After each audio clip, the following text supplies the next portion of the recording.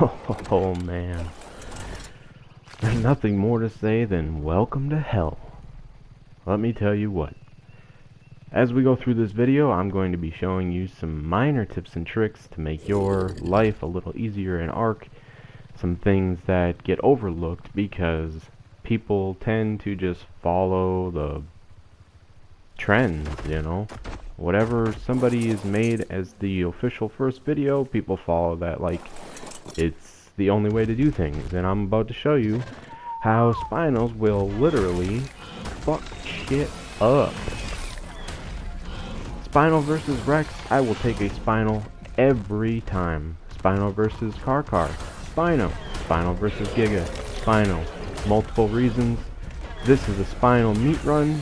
I'm going to show you how easily, with just a first generation bred Spino, you can mow through alphas and get all the meat that you need, because Spinos get that speed boost along with their water buff, and it lasts for 30 seconds once your feet leave the water.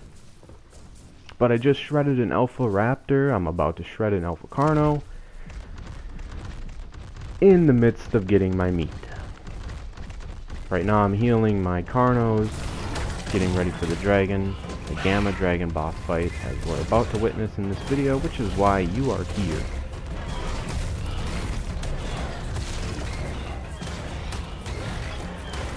Just unfuckwittable, man. Dimples don't give a fuck. I don't care who you are. You can be riding a car with 1,000 mutations. Diplos will push your ass around like a big bully. So, along with the meat run on my Spino, showing you an alternative method to gathering meat, which I feel honestly is more effective than using a car or Giga. People will argue otherwise, but I've tested both, and I'm not just using my own personal preferred bias here. I've tried multiple things across multiple servers to find what works best. I'm all about efficiency, baby. So along with the meat run, the best place to gather resources of minor quality, meaning hide, meat, thatch, wood, berries, fiber, is the swamp. The reason that is because parasers love to hang around swamps. Spinos will not get attacked by anything running through the swamp. Maybe other Spinos. However, riding a Spino, you deal more damage than wild Spinos. So, there's that. Now yes, I am playing on an unofficial server, so I don't want to hear anybody crying about, well, what are your rates? I see you have floating text enabled. That doesn't mean jack shit. But what I can tell you about the rates is that they are 4 times harvest, 2.5 times taming. Everything else is according to official, minus some quality of life mods that they have active on the server.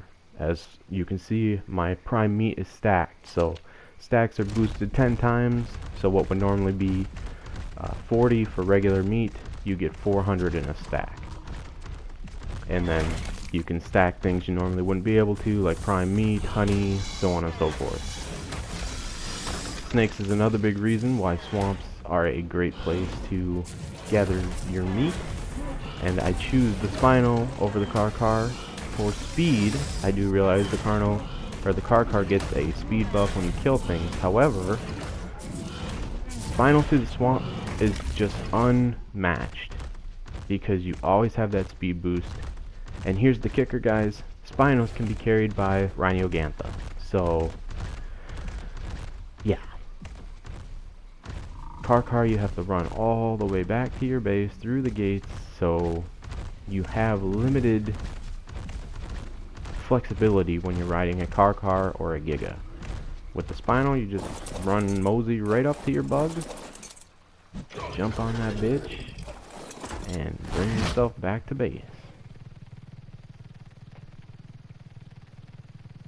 Gonna show you another little helpful trick here coming up on Diodons.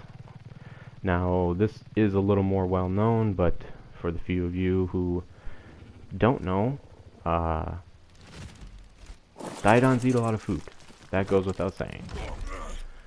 But if you want to keep them constantly healing things and don't wait for their 50,000 points of food to climb back up slowly, one bite at a time, what you do is obviously make sure the Diodon has a food source. In this case, I filled my feeding trough, fly out of render distance, and if you're on a server, if somebody else is still within rendering distance of your Diodon, this will not work.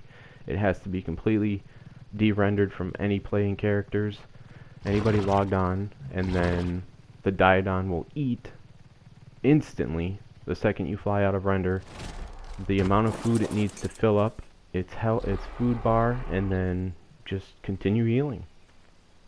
So that's what I'm working on right now, just healing up my guys from the last boss fight, which I just did it was the beta Kong, but I'm going to give you a snippet on my stats here. So these are the base stats: 5400 health, 452 melee, and these are how I'm distributing the stat points for every single one of my Carnos. I will be bringing 18 Carnos, 1 Diodon, and 1 Yeti. So just breezing through this, showing you that this is straightforward.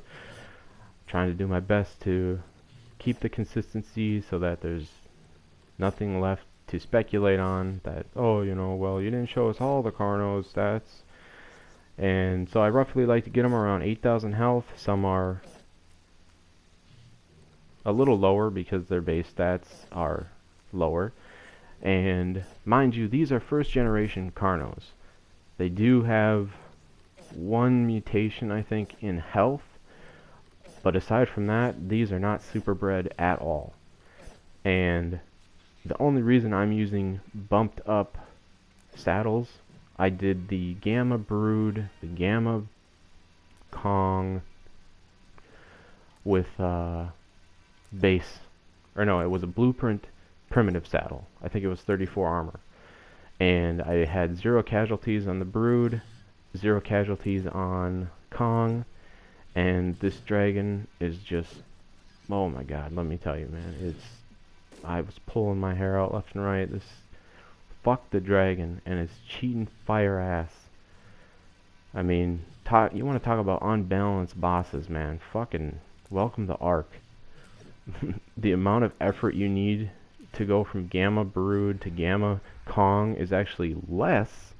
You need less effort to beat the second boss than you do the first boss, and then the third boss blows them both completely out of the water. It is ludicrous how unbalanced this shit is. But yeah, here we go. I've got my setup, got my Diodon, got my Yeti. You will see the stats on my Yeti here shortly. Nothing to write home about. Again, first generation. This one has 0 mutations. And the reason I'm making this video specifically is because nobody can seem to just fucking get to the point about, hey, what's the bare minimum you would need to beat the boss's Gamma or whatever on default settings, official, unofficial, what have you, single player. Everybody's like, well, make sure you got 19 Rexes that have like at least 90,000 health, and make sure they do 2,000 points of damage per bite, and that should be the bare minimum, and you can do the bosses like that. It's like, dude, get the fuck out of here. Compared to what I'm running right here, that is months, if not years, of work to try to fucking super breed Rexes with those stats. Like, get the fuck out of here, man. Nobody can come up with anything outside of, well, make sure you got 18 Therazinos, and give them each one of them, all 18, give them 7 veggie cakes. Yep, that should do. Make sure you're running 124 armor, ascended blueprint saddles. You won't want anything less than that. And get a Diodon with 80,000 hunger food stat. And yeah, a Yeti with 50,000 health. You should be able to do Gamma Brood with that, and Gamma Kong pretty easily. It's like, fuck off, man. There are different ways to beat the bosses other than Rexes. Like, get the fuck out. Rexes and Yetis, man, suck my dick. Now, I won't say this didn't go without many a headache. I think I tried this 4 times and I'm still smoothing out the edges, but I wear the ghillie pants to offset the heat a little bit, but you will need flak. I bring battle tartar, I bring beer just in case some of my armor breaks, you take 20% reduced damage, obviously healing potions, med brews, and yeah, let's get into it. So, starting out, I ride my pig, have all of my Carnos follow the pig, I leave the pig on passive heal, ignore whistles, and if you were paying the least bit of attention to the video rather than hearing me rant and bitch and moan and complain and eating my cheese with my wine, you'll see what my setup was and all the things that I brought. But necessities is flak. You will need flak, otherwise Dimorphodons will shred you to bits. And there are so many things that can kill you in this boss fight aside from the dragon. That's why I call this motherfucker the biggest cheater, man. Because the environment is more deadly than the fucking dragon, I promise you. I would recommend keeping them on neutral starting out, because I have had problems where I wasn't close enough to engage their neutral. But if you don't want to be killed by a random fireball, make sure that you're always moving backwards so you don't get swarmed by your Carnos trying to kill all the Dimorphodons and Pteranodons. Lots of shit to cover, boys. Boys and girls. But here's the premise right here. This is your strategy. You want to keep the Carnos between you and the dragon. The dragon will ignore the Carnos because they're smaller than the Yeti.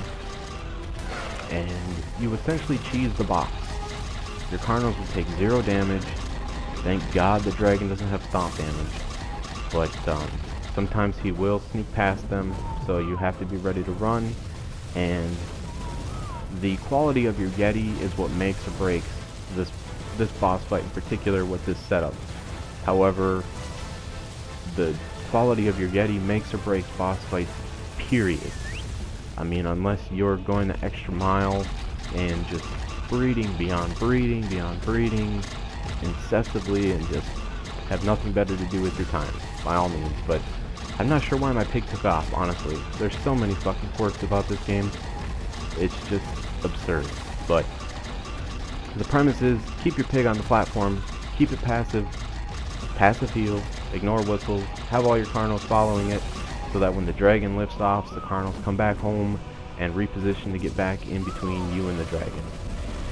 But now my Diodon is following the pack, so that's that.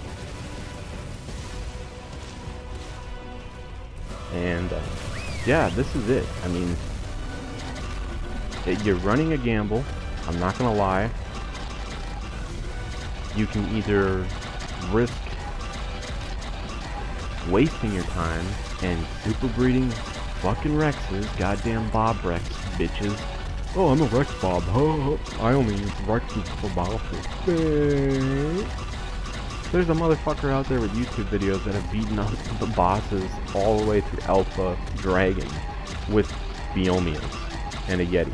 Like, get the fuck out of here. But this is when shit goes sideways, as it often does with the dragon, because, can't stress it enough, flying, cheating bitch. His fucking bite radius is insane, his fire breathing radius is insane, fireball damage, if it hits you just right, instant kill on your character, whether you're riding a dino or not. I'm not sure if that works the same for Stegos. But yeah, it's just, when this happens, you need to make sure you can utilize the whole map. So the trick is, put your Carnos on passive so they don't follow through the lava, and then run, make a big circle around the map to get the dragon back behind you a bit, and then reposition yourself to get the Carnos between you and him again. But fuck, man, that fire breath. Even when you don't have a condition effect on your dino that you're riding, that fire damage is still taking place. So just expect that anytime you're fighting the dragon, the dino you're riding will constantly be taking damage if you get hit with fire breath at least once.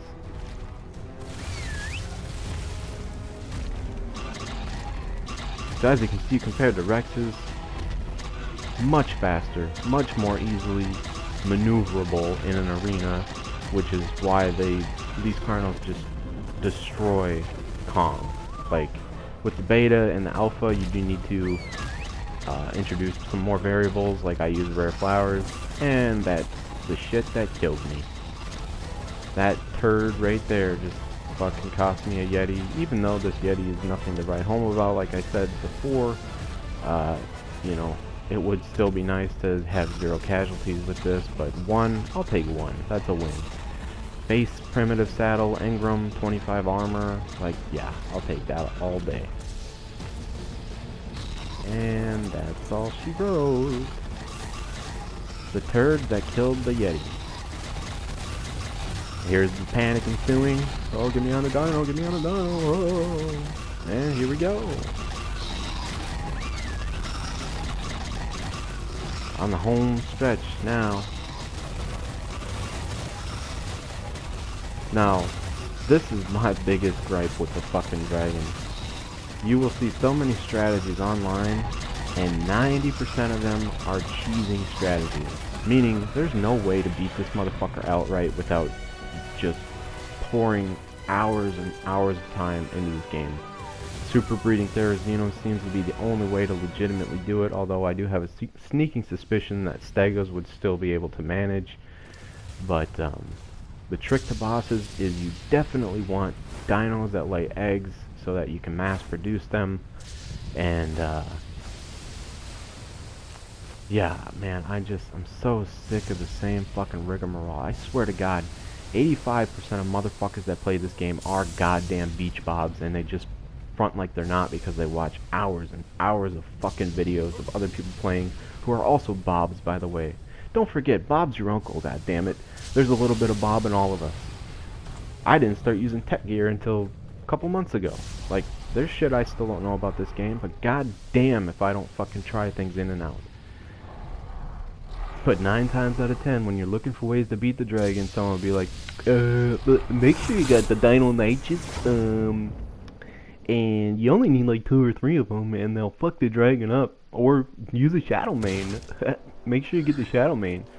What else? Oh, the Magmar. Make sure you got the Magmar because he's immune to fire and lava. Dude, can you just give a straight up fucking answer? Like, without cheating, what is the bare minimum you need to beat all the Gamma bosses? And I promise you, this is it. Even though I argue you could go even less than this. I would say Sarcos are capable. I would say bears, dire bears are capable. As long as you have that Yeti, that's what makes or breaks it.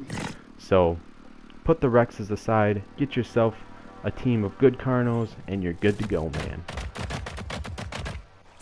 Hey, if you stuck with me this long, congratulations, you've made it to the bonus content, additional information that is pivotal for you to know on breeding a boss army of dinos.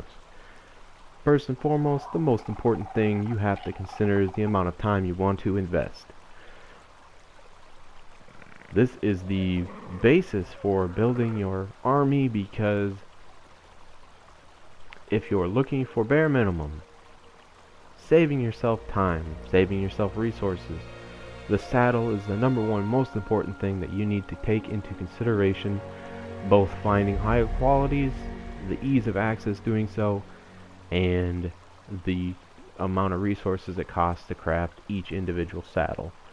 The lowest tier saddles I believe that are boss capable dinos are your Sarcos, Stegos, Dire Bear, Mammoth, and I would say Terror Bird. I don't know if they're capable of killing the boss though. Also the Frog, but I haven't tested any of those, don't take my word for it. But I do know the Sarco is fully capable, and I have a strong feeling that Stegos, if you breed them, get high level parents, breed first generations, give them high saddles, that they're capable. It might take a little time because of their DPS, but like I said, that Yeti makes or breaks it. The second thing to factor in when you're talking about time and the bare minimum and how much you want to invest is raising dinos. This is why I said you want dinos that lay eggs, because once that cooldown happens, you just pop another one out, and then you can store them in a fridge or a preserving bin or whatever the case. You don't need to always have cryopods on hand to store the babies. This is different from live births, and the eggs allow you to mass produce. So once you have a good pool of females, you just get that one stud going, get all those females pregnant, drop those eggs, put them in the fridge, and keep stockpiling and stockpiling. So you always have replacements of the dinos that you use for boss fights. Another thing, you don't hear me say Megalosaurus at all during this video, and that is one of the cheeses for the dragon fight, although they are fully capable as a boss dino when you mass produce them. However, the chance of getting a female, 50-50, females are 1000% useless. There is nothing a female Megalosaurus can do other than run and jump. So I hope these additional tips answered some more questions, gave you some more insight. If not, get involved in the comments, ask questions, let me know what you did agree with, what you didn't agree with, and as always, thanks for watching.